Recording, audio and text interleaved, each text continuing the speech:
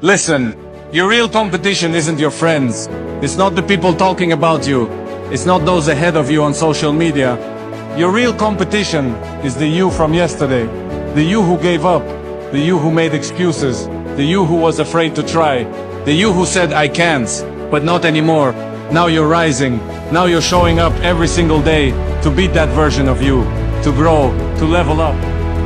Because the real victory is not being better than others. It's being better than who you were before. The one who was afraid yesterday is trying today. The one who stayed silent is speaking now. The one who got knocked down is standing tall. This is your fight, your journey, your mission. And every time you beat that old version of you, the world will watch you. They'll follow your lead. So remember this, don't compete with others. Compete with your limits, break your own records, be your only rival. Because the only one standing in your way is you.